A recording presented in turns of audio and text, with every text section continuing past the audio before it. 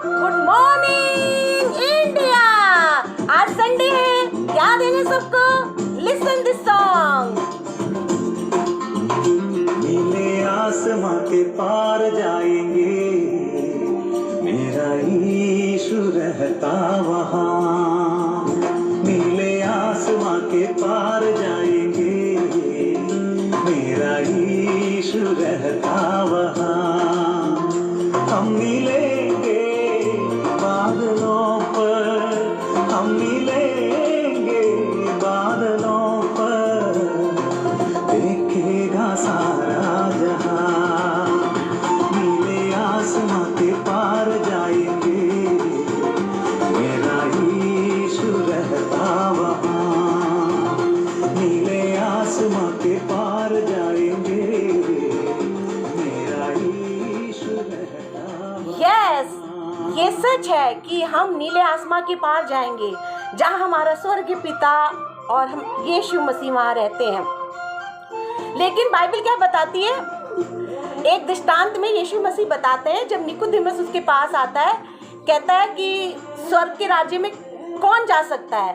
तो यीशु मसीह ने कहा कि जो नया जन्म पाएंगे वो यीशु मसीह के राज्य में प्रवेश कर सकेंगे। तो निकोदेमुस कहता है कि क्या मुझे माता के गर्भ में वापस जाना है? तो यीशु मसीह कुछ और बात बताना चाहते थे। तो हमारा नया जन्म क्या है? नया जन्म हमारा वो है जो क्रूस की कथा है। क्रूस की कथा, जब यीशु मसीह क्यों आए? क्योंकि संसार में इंसान को शैतान ने अपने कब्जे में कर रखा है। तो यीशु मसीह उस शैतान से, उस पाप से, बुराइयों से हमें छुड़ाने के लिए आए। तो और यीशु मसीह ने सारा कुछ पूरा किया उस क्रॉस पे।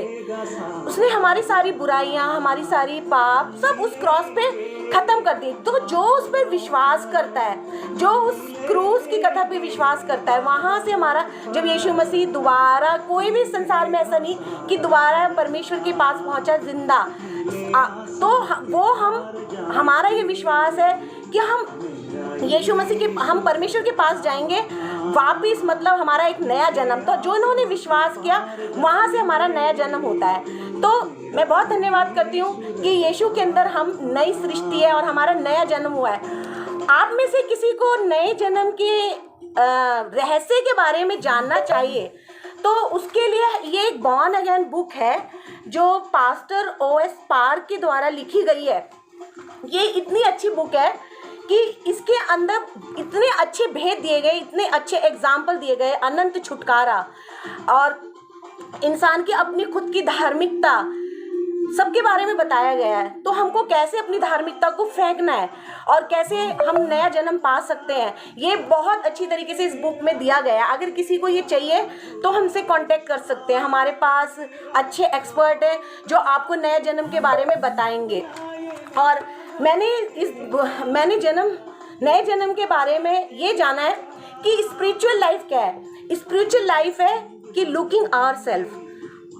इस आत्मिक जीवन है कि हम अपने आप को देख सके। मैं थोड़ी सी बात बताऊंगी। जब after read words of God see your heart actually, दरअसल जब हम वर्ड्स ऑफ गॉड बाइबल पढ़ते हैं तो हम अपने को देख पाते हैं उस वचनों के अंदर। वचनों के द्वारा हम जान पाते हैं कि हम निरंतर दुष्ट इंसान हैं। इसलिए हमारा दूसरों को जो न्याय करने का जो वो मन है वो खत्म हो जाता है, क्योंकि हम कौन है? बुरा पेड़ है, बुरा पेड़।